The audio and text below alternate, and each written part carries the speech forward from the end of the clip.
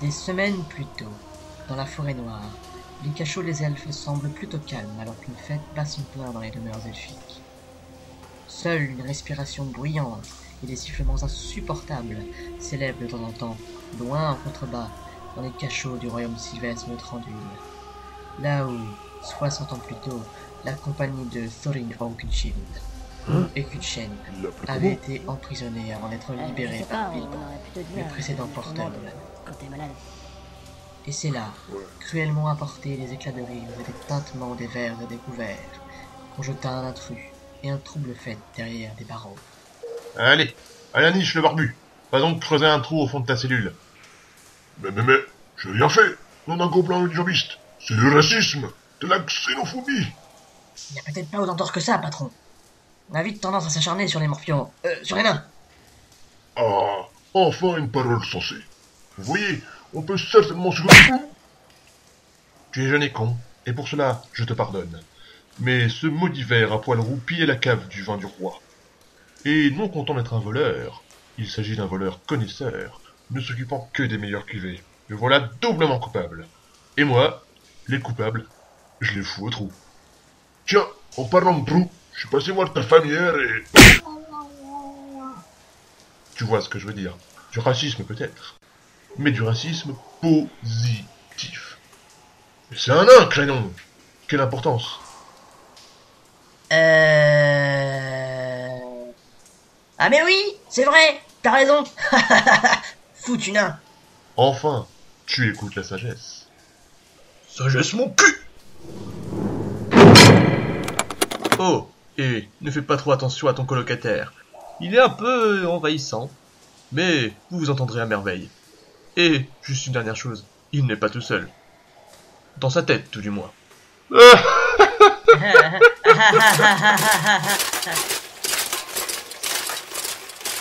Comment ça, un colocataire? Qu'est-ce que c'est que ce truc? Hé, bande de lopettes à franges. Mais c'est pas tout seul avec l'homme tout nu. Merde. Tout nu, mon précieux? Mais qui est tout nu? Ce n'est pas nous, non. Calam. Putain de schizo de mes deux. Tout ça parce que j'ai juste chippé du vin à la carame. Même au monde du fer, on me cassait pas les couilles pour ça. On m'aidait à finir les fûts, même. Calam, ta gueule! Pendant ce temps, pas si loin que cela, en Lorienne, un jeune elfe pas comme les autres soupire entre les malornes, abasourdi par leur beauté enivrante et quelque peu tourmenté par les bouffées d'herbe à pipe un peu trop fortes qu'il avait inhalées. Tout de noir vêtu, quelque peu maquillé, les cheveux teints en noir, il avait tout pour plaire. N'est-ce pas? Ah, tout cet or, ces feuilles dorées, toutes ces couleurs vives et joyeuses. Ça me donne vraiment la gerbe. Ça va, monsieur? Vous n'avez pas l'air bien. Dois-je faire chercher un guérisseur?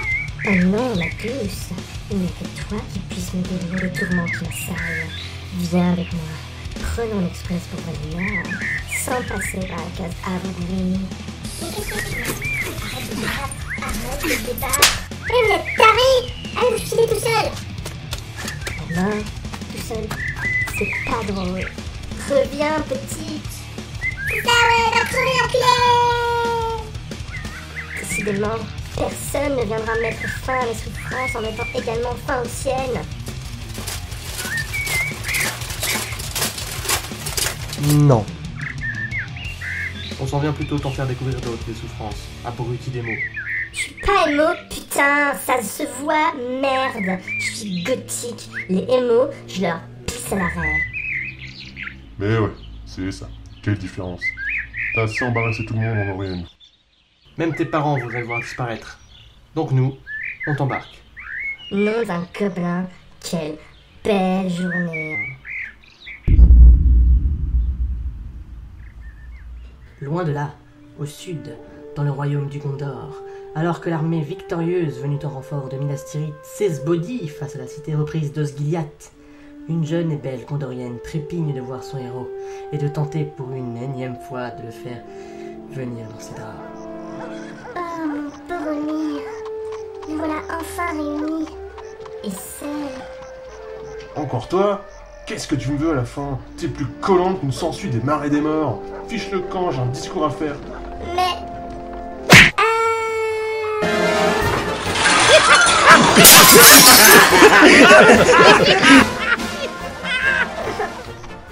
Je l'aurai un jour. Je l'aurai.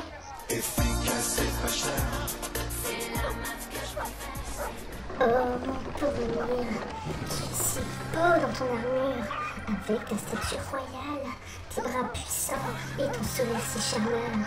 J'aimerais tant me coller à la poitrine musclée qui est cachée derrière ce plastron à l'arbre blanc et te faire céder. Waouh! Peut-être même te céderais-je la clé de ma vertu. Hé, vous avez entendu ça? Le seigneur Boromir s'en va. Et où il va? Apparemment, dans la vallée d'Imladris, à Foncombe. Y aurait-il pas Elrond qui aurait rassemblé un conseil? Conseil? Conseil de quoi? Bah, d'elfes, je crois.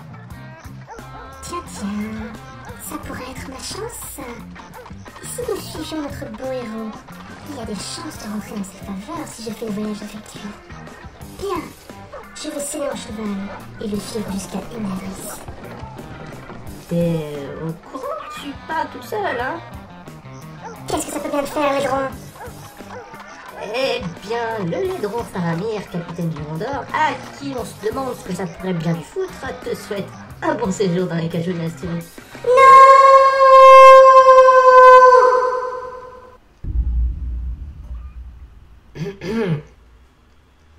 En parlant de la vallée de Imladris, voilà un capitaine Dunedain qui revient victorieux et surtout accompagné d'un prisonnier gobelin vers Foncombe, la dernière maison simple à l'ouest des monts Brumeux, où il compte bien torturer sa prise et lui soutirer informations et cris de douleur. C'est sans compter sur l'ardeur qu'emploie la créature, prête à tout pour s'échapper. Tu sais, Dunedain, c'est bien la première fois que j'entends parler d'un homme du Nord qui fait prisonnier un gobelin. Est-ce que t'es né avec une moitié de cerveau, ou c'est parce que tu crois pouvoir faire de moi ton animal de compagnie?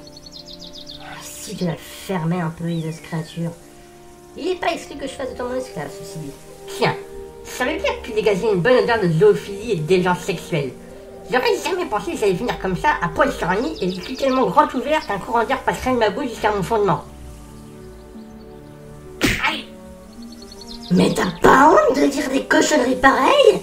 C'est purement dégueulasse! Haha, et par alors humain, on n'assume pas ses penchants? Non, non, c'est bon, je suis plaisante. J'aurais sans doute mieux fait de te tuer, ça oui. Mais j'espérais découvrir quelques petites choses concernant tes saloperies de congénères qui se baladent dans le coin depuis des dizaines d'années déjà. On a encore sur la conscience l'assassinat d'Arathorn, vois-tu? J'ai jamais entendu parler. C'était qui? Une donzelle? C'est notre chef, imbécile. Ne fais pas comme si t'en savais rien. Oh, tu sais, moi, le système humain, c'est nous, les têtes d'affiche, ce sont ceux qui tuent le mieux, gueulent le plus fort, soulèvent les plus grosses pierres et agrandissent le plus les trous de balles des cadavres de leurs victimes. Alors vos chefs de guerre à la con... Allons, humain, ne prends pas comme ça. C'est la conversation, c'est tout. Une conversation dont je me passerai bien, je pense. Ah, et bien alors ça, libère-moi, et je te promets que tu n'entendras plus jamais mes iréniales. C'était donc ton but depuis le début. M'avoir à l'usure. Mais tu sais, mon mignon, il faut bien plus que ça pour me désespérer. Allez, en marche. Mon honorable pénis attend de te refaire le cul avec impatience. Un brûlis gomme. Vous vous rendez compte, mine de rien? S'en est passé des choses, hein, qu'on se retrouve ensemble. Comme trois cons dans une caverne micro-jeu à siroter de la puce entre deux coups de bord. Certes, vous n'imaginez même pas par quoi je suis passée avant d'arriver entre tes mains, mon beau petit nordique. Et ça y est, ça commence. Et sans vouloir te forcer, on est simple, pas trois. Un petit humain. Qui sait que tu traites d'humain, espèce de serpillière à poil dur? Je m'en vais te caler une flèche dans le trou fignon. Oh là, calme-moi aussi, bouffeur de salade. Depuis quand t'es humain? Putain, t'as trop raison. Je peux pas être humain, je suis trop beau pour ça.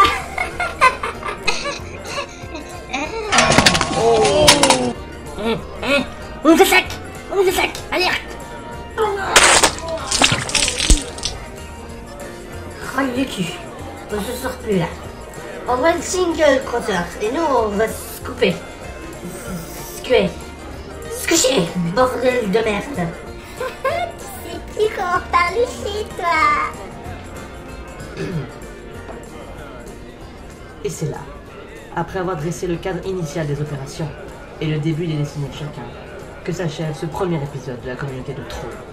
N'oubliez pas que tout ce que vous avez appris en lisant les annales mystiques du Grand Tolkien ou en regardant la sitcom de Peter Jackson est en réalité une énorme connerie.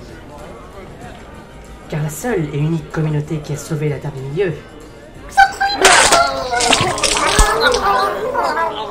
Hey! Qui c'est qui va payer pour les dégâts? Vous êtes sérieux là? Eh bien... Venez! Bref. Affaire à suivre.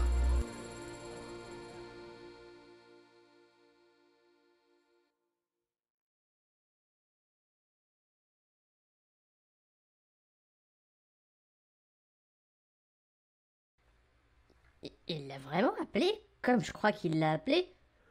Ouais, il l'a vraiment appelé Thorin Oakenshield. Ça sonne bien! Mais c'est pas ça! Non, vraiment pas.